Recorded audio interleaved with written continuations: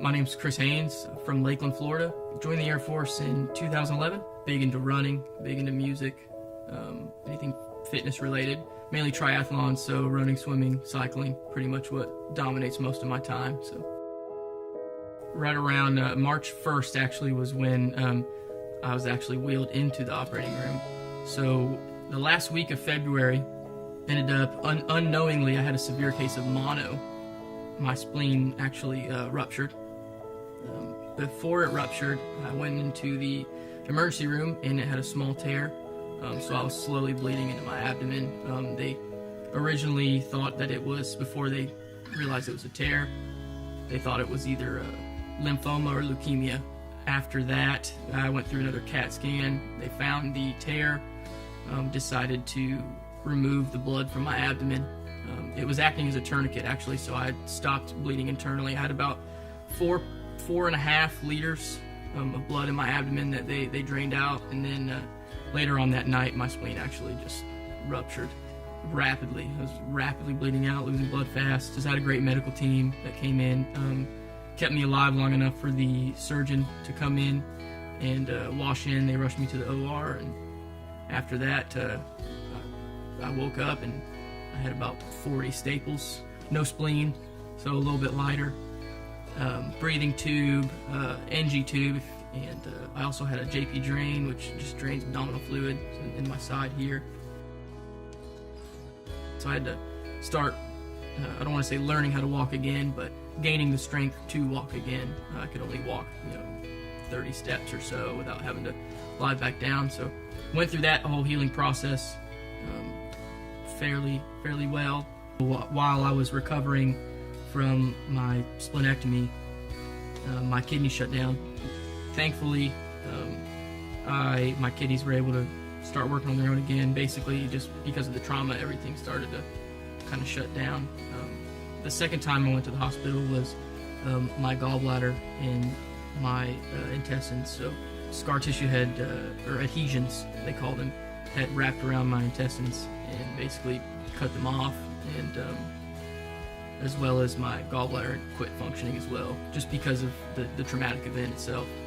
He removed my gallbladder and cut the scar tissue away, and so basically I had to start over a second time.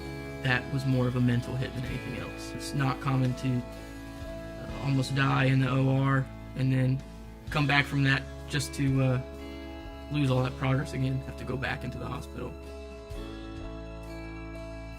Now it's just been a recovery process, physically as well as mentally. But thankfully, by the grace of God, I've been able to start running again. Just finished my first half marathon, the Heroes Run here. I've got great supervisors and friends again that really help with that and really kind of mentor me and push me in the right direction. But the hardest thing probably has to be mental. I mean, your body's designed to heal. Your body's going to heal itself. Mentally is difficult. I think my situation has changed my life in multiple ways. Just a few key areas would be, one, that we're not invincible. I can't do the things that I thought. I always just thought that it won't happen to me, but it can. And knowing that not only can I get through extremely difficult situations, but that I can overcome them and I can actually come out stronger and smarter on the other side. I can use my experience to help other people and to be there for other people, whether it's a similar situation of an extremely traumatic event, car accidents, things like that, ruptured spleens, but also people maybe that are in not so great of a place mentally. I can also maybe walk with them through that and help them, or at least point them in the right direction. I can relate, and I think that's huge in being a leader, is being able to humble yourself and relate to others. So I think that's a key way that has changed my life. What I would say to someone else that's going through a similar event would be everything and nothing. Sometimes it's better to say nothing, to be there.